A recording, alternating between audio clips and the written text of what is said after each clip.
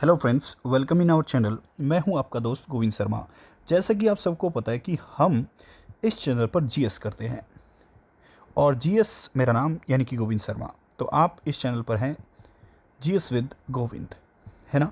हालांकि इसका नाम और कुछ होता होगा, थोड़े दिन बाद मैं इसका नाम चेंज कर दूंगा। तो आई होप आप सारे अच्छे होंगे। आज की क्लास में मैं बात करने वाला हूँ लैंग्वेजेस के ऊपर। अगर आप कोई भी जीएस का पेपर दे रहे हैं या जिस भी पेपर में जीएस आती है वो पेपर आपने भरा है, तो आप इस लेक्चर को मिस मत करना। इस क्वेश्चंस में या ऐसी इसी सीरीज़ में मैं आपको कुछ बेसिक बातें बताऊंगा जो एग्ज़ाम पॉइंट ऑफ व्यू से बहुत बहुत इम्पोर्टेंट है, यानी कि बहुत इम्पोर्टेंट है। आप बहुत सारी चीज़ें यहाँ सीखेंगे। तो मैं अगर आपको बताना चाहूँ यहाँ पर, तो यहाँ पर भाषा का क्या अर्थ है ये मैं आपको बताता हूँ। सबसे पहले तो भाषा का शाब्दिक अर्थ है वाणी। वाणी के माध्यम से संचार की एक प्रणाली, ध्वनियों का एक संग्रह। ये आप याद रखें, ध्वनियों का एक संग्रह जिसे लोगों का एक समूह एक ही अर्थ के लिए समझता है। यानी कि देखो, एक ही अर्थ के लिए समझो। अगर मैं बोलूँ चाय, तो लोगों का एक समूह चाय के को क्या समझेगा कि चाय को वो चाय समझेंगे कि हाँ ये चाय लेकर आया, उसमें भाप उठ रही है। यानी कि शब्दों का वह समूह, ध्वनियों का वह संग्रह जिसको एक लोगों का समूह एक ही अर्थ के लिए समझता है, वो भाषा होती है ना। अब भाषा बहुत प्रकार की होती है, मैं आगे चलकर आपको बताता हूँ। पहले तो भाषा के परिवार भारत में कौन कौन से हैं, इस पर थोड़ा सा विचार कर लेते हैं।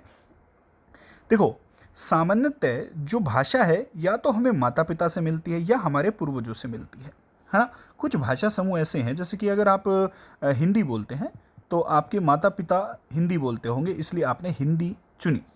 अगर आप इंग्लिश बोल लेते हैं तो आपके माता पिता या आपके आसपास कोई ना कोई इंग्लिश बोलता था, इसलिए आप इंग्लिश बोल रहे हैं, है ना। इसका मतलब ये हो गया। अब प्रांतीय भाषा क्या होती है, जो किसी एक स्थानीय जगह पर बोली जाती हैं, वो प्रांतीय भाषा हो जाएंगी। किसी क्षेत्र में बोले जाने वाली स्थानीय भाषाएं का एक रूप है। यह ध्यान दिया जाना चाहिए कि एक सामान्य भाषा को कई बोलियां प्राप्त की जा सकती हैं, यानी कि एक भाषा में कई बोलियां हो सकती हैं, है ना। भारतीय भाषाओं के वर्गीकरण की मैं अगर बात करूं तो भाषा, जो भारतीय भाषाओं का मूलतः 4 परिवारों में वर्गीकरण किया गया है। पहला, इंडो यूरोपियन परिवार, द्रविड़ परिवार, व ऑस्ट्रिक परिवार, व चीनी तिब्बत परिवार। तो भारत के अलग अलग हिस्सों में, जो भारत है और भारत के अलग अलग हिस्सों में अलग अलग प्रकार की भाषा बोली जाती है। इसी प्रकार से भाषा जो भारत में है उसको हमने कई भागों में बांटा है। वो भाग कितने हैं? 4 भाग हैं। आपसे पूछ सकता है निम्न में से कौन सा भाग भारतीय भाषा परिवार का भाग नहीं है, पूछ सकता है और पूछा भी गया होगा। उसके बाद ऑफिशियल लैंग्वेज की अगर मैं बात करूं तो भारत में ऑफिशियल लैंग्वेज की अगर बात की जाए तो भारत में जो ऑफिशियल लैंग्वेजेस हैं वो भारतीय संविधान के आर्टिकल संख्या 343 के अनुसार देवनागरी लिपि में हिंदी व अंग्रेजी भारत के आधिकारिक भाषा के रूप में काम करते हैं। तो अगर आपसे पूछे कि आधिकारिक भाषा कौन से आर्टिकल में आती है, तो वो आती है 343 में। अब कौन कौन सी, अगर आप ध्यान रखें, देवनागरी के अंदर, देवनागरी भाषा के अंदर, देवनागरी लिपि के अंदर हिंदी आपकी क्या है? ऑफिशियल लैंग्वेज है, और इंग्लिश भी एक ऑफिशियल लैंग्वेज है। प्रथम राजभाषा आयोग कब आया? 1955 में, और बीजी खेर की अध्यक्षता में ऐसा हुआ था। आपसे पूछा जा सकता है कि फर्स्ट लैंग्वेज कमीशन कब आया भारत में? तो आप याद रखें 1955 में आया था सर। और इसके अध्यक्ष या इसको हेड किया था किसने? इसको हेड किया था बीजी खेर द्वारा हेड किया गया था। उसके बाद आप सबको पता है कि भारतीय संविधान में 12 अनुसूची हैं। कितनी अनुसूची हैं? भारतीय संविधान में 12 अनुसूची हैं, और उनमें से जो 8वीं अनुसूची है वो हमें ज्ञान करवाती है भाषा का, है ना। और भाषा दी गई है भारतीय संविधान में कितनी? 22 भाषाएं दी गई हैं। पहले शुरुआत में ये 14 भाषा थे, बाद में 8 भाषाओं को जोड़ा गया। तो संविधान की 8वीं अनुसूची में 22 भाषाएं हैं, जो कि कौन कौन सी है आप यहाँ पर देख सकते हैं। असमिया है, बंगाली है, गुजराती है, हिंदी है, कन्नड़ है, कश्मीरी है, कोंकणी है, मलयालम है, और मणिपुरी, मराठी, नेपाली, उड़िया, और संथाली, मैथाली व डोंगरी, ये कुछ भाषाएं हैं। इनमें से मैंने अभी आपको बताया लेटेस्ट कि भारतीय जो संविधान है उसमें है तो कितनी भाषाएं? 22 भाषाएं। भारतीय संविधान में 22 भाषाएं दी गई हैं। आप सबको पता है ये बात कि भारतीय संविधान में 22 भाषाएं दी गई हैं, लेकिन अगर आप देखें तो 22 भाषाओं में से कितनी भाषाएं बाद में जोड़ी गई? सर 8 जोड़ी गई। शुरुआत में कितनी थी? सर 14 भाषाएं भारतीय संविधान में थी। अब 14 भाषाओं के प्रारंभ में शामिल किया गया था, ये बात मैं बता चुका हूं आपको।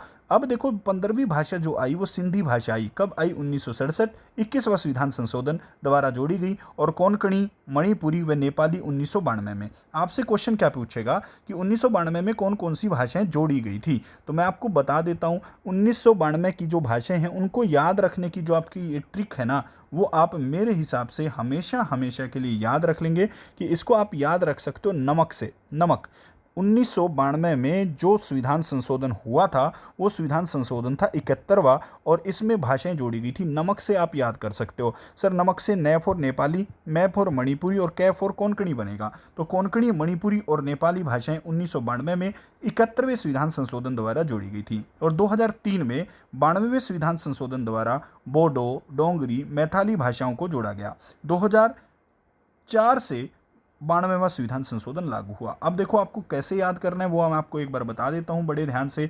अगर आप देखेंगे, यहाँ देख पाएंगे तो आपको मैं बता देता हूँ। देखो ध्यान से देखा करो जो भी मैं बोलूँ। अगर आपसे बोले कि पहली भाषा कब जोड़ेगी, तो एक भाषा जोड़ेगी 1967 में। उसके बाद भाषाएं जोड़ेगी कब जोड़ेगी? 1992 में। फिर भाषाएं जोड़ेगी थी 2003 के अंदर। देखो ध्यान से सुनना मेरी बात।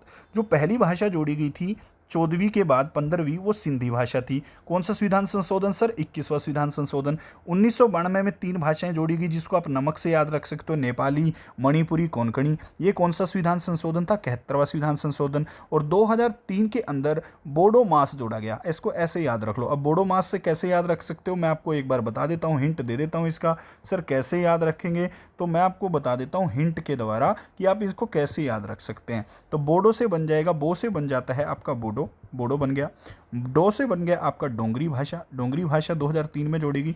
माँ से बन गया आपका मैथाली भाषा, तो मैथाली भाषा जोड़ेगी। और सै से बन गया आपका सैंथाली भाषा, जो कि झारखंड में बोली जाती है। तो ये जोड़ी गई थी 2003 में। संविधान संशोधन कौन सा था? संविधान संशोधन 92वां संविधान संशोधन था। आप याद रख लेंगे ये ट्रिक। अगर आप याद रख लेंगे तो आपका दिन बन जाएगा।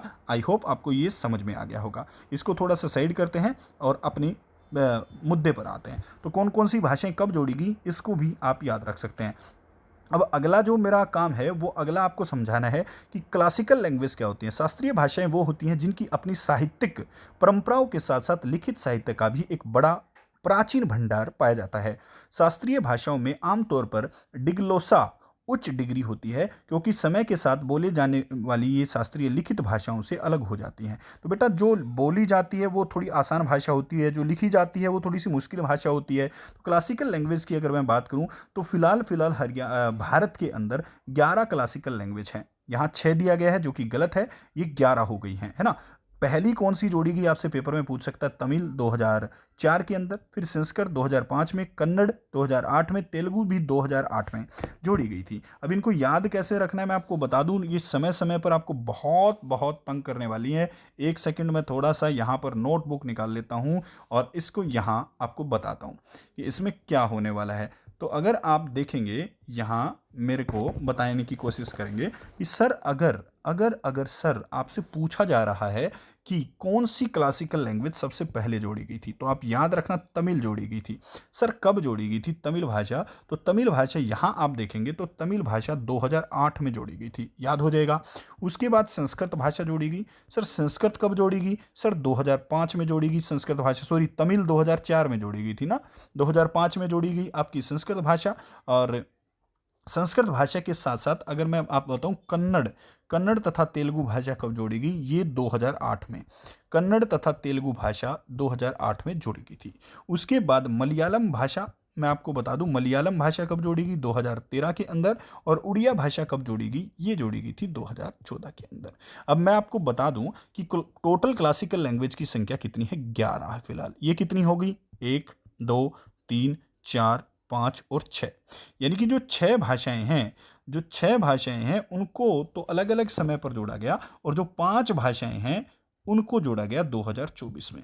5 भाषाएं 2024 में जोड़ी गई थी। तो क्लासिकल लैंग्वेज आप याद रखें 11 हैं। अब वो 5 कौन सी है जो बाद में जोड़ी गई सर? एक तो बंगाली उसमें याद रखेंगे, एक इसमें उड़िया भाषा आप याद रखें, उड़िया, एक मराठी भाषा भी इसमें आप याद रखेंगे, एक प्राकृत भाषा, प्राकृत व पाली, पाली भाषा है ना, ये भाषाएं आपकी 2024 में क्लासिकल लैंग्वेज के रूप में जोड़ी गई थी, याद रखना। अब आपको क्लासिकल लैंग्वेज मैंने बता दी है। उसके बाद क्वेश्चन आता है कि कौन से राज्य की कौन सी लैंग्वेज है। तो अगर आंध्र प्रदेश की बात करें तो तेलुगु लैंग्वेज आंध्र प्रदेश की प्रसिद्ध लैंग्वेज है। और अन्य कौन कौन सी बोलियां बोली जाती हैं आपकी तेलुगु में? भाषाएं मान लो कोया, उर्दू, हिंदी, तमिल, मराठी, सावरा, ये कुछ भाषाएं बोली जाती तमिलनाडु में। आप बस एक याद रखें, आंध्र प्रदेश की भाषा कौन सी है? आपका आंसर होगा तेलुगु भाषा है। उसके बाद अरुणाचल प्रदेश की यहाँ पर आपको दिखाई दे रही है, सर अरुणाचल प्रदेश की कौन सी है? अरुणाचल प्रदेश की इंग्लिश भाषा है, याद रखना। उसके बाद आपको याद रखना है मेरे हिसाब से असम में असमिया भाषा है, बिहार में हिंदी भाषा। हालांकि बिहार में अन्य भाषाएं या बोली भी बोली जाती हैं, जैसे कि भोजपुरी, मगधी, मैथाली, उर्दू, मगही, अंगिका, वज्जिका भाषा, सूरजपुरी भाषा या संथाली भाषा भी कुछ क्षेत्रों में बोली जाती है। उसके बाद छत्तीसगढ़ में हिंदी बोली जाती है। गोवा में याद रखना बहुत इंपॉर्टेंट है, कोंकणी भाषा बोली जाती है गोवा में। अब आपको मेरे को ये बताना है कि कोंकणी जो भाषा है, कोंकणी जो भाषा है, इसको ना आपके संविधान में कब शामिल किया गया था, ये आपको कमेंट बॉक्स में बड़े ध्यान से बड़े आराम से बताना है। गुजरात में गुजराती भाषा बोली जाती है, हरियाणा में हिंदी बोली जाती है, याद रखना। हिमाचल प्रदेश में भी हिंदी बोली जाती है, कर्नाटक में कन्नड़ बोली जाती है, केरल में मलयालम, आंध्र प्रदेश में हिंदी, महाराष्ट्र में देख लो ये सारी मराठी बोली जाती है, मणिपुर में मणिपुरी बोली जाती है। आपको ये बताना है मेरे को कमेंट बॉक्स में कि मणिपुरी भाषा को कब संविधान संशोधन के द्वारा जोड़ा गया था। उसके बाद मेघालय में अंग्रेजी बोली जाती है, मिजोरम में भी, नागालैंड में अंग्रेजी पूछा गया क्वेश्चन है, उड़िया में उड़िया भाषा बोली जाती है। और ये सारी भाषाएं आप इस पीडीएफ से देख सकते हैं, है ना, याद रखना, ध्यान रखना, ठीक है, रख लोगे। ये कुछ यहाँ पर थी। केंद्र शासित प्रदेशों की भाषाएं आपको हमेशा हमेशा के लिए याद रखनी है। जैसे अंडमान निकोबार के अंदर हिंदी व अंग्रेजी का प्रचलन है, दोनों को याद रखना। चंडीगढ़ के अंदर अंग्रेजी ऑफिशियल लैंग्वेज है। दादर व नगर हवेली के अंदर गुजराती व हिंदी। दमन द्वीप के अंदर गुजराती व कोंकणी भाषा, इसको याद रखना, कोंकणी भाषा बोली जाती है। अब कोंकणी को कब शामिल किया गया? मैंने आपको बताया था कोंकणी को नमक से याद रखने ना, नमक से। तो नेपाली, मणिपुरी और कोंकणी को जोड़ा गया था। कब जोड़ा गया था बताना एक बार, मेरे हिसाब से कब जोड़ा गया था बताओ आप जल्दी से। 1992 में। 1992 में कौन सा संविधान संशोधन सर? 71वां संविधान संशोधन, याद रखना। चलो, दिल्ली में हिंदी और अंग्रेजी बोली जाती है, हालांकि बहुत। लक्षद्वीप में मलयालम भाषा, लद्दाख में हिंदी और अंग्रेजी भाषा बोली जाती है, पादुचेरी में तमिल व अंग्रेजी बोली जाती है। Official language of other country, यहाँ पर थोड़ा सा रुक जाएंगे। देखो कौन कौन से देश की कौन कौन सी भाषाएं हैं। अब बांग्लादेश में जो भाषा जोड़ी जाती है, बोली जाती है बंगाली। अफगानिस्तान में दारी भाषा व पश्तो भाषा। भूटान में दजंगो भाषा और चीन में मदारिन भाषा। और म्यांमार में बर्मी भाषा। नेपाल में नेपाली। पाकिस्तान में उर्दू। श्रीलंका में सिंहली और तमिल भाषा। और मालदीव में बोली जाती है देवही। याद रखना, ये यहाँ पर वेरी वेरी वेरी इंपॉर्टेंट है आप लोगों के लिए, याद रखेंगे, ध्यान रख लेंगे। विश्व में सर्वाधिक व्यापक रूप से बोले जाने वाली भाषाएं कौन सी हैं? देखो, विश्व में सबसे ज़्यादा अंग्रेजी बोली जाती है। उसके बाद भाई साहब मदारिन भाषाएं बोली जाती है, हिंदी, स्पेनिश, फ्रेंच, अरबी, बंगाली, कुछ ऐसी भाषाएं हैं। ठीक है, ये आज का जो लेक्चर था, इस लेक्चर पर आपने सीखा कि लैंग्वेजेस के क्या क्या हैं। यहाँ पर अगर आप देखेंगे तो ये सारी चीज़ें मैंने आपको कराने की कोशिश की। आई होप आपको लेक्चर पसंद आया होगा। ये लेक्चर आपको एक किताब से मैंने करवाया, जिस किताब का नाम है the static GK theory plus MCQ pinnacle. Pinnacle का ये फर्स्ट एडिशन मैं पढ़ा रहा हूँ आपको, बहुत बहुत इंपॉर्टेंट है। इसके और भी आर्टिकल्स आते हैं। पिनेकल अपने आप में एक भगवान किताब है एसएससी की तैयारी करने के लिए। तो आप सारे दिल्ली पुलिस की तैयारी कर रहे हो, आई होप आपको अच्छा लगा होगा। आज की वीडियो में नमस्कार, जय हिंद, जय भारत। मिलते हैं अन्य वीडियो में।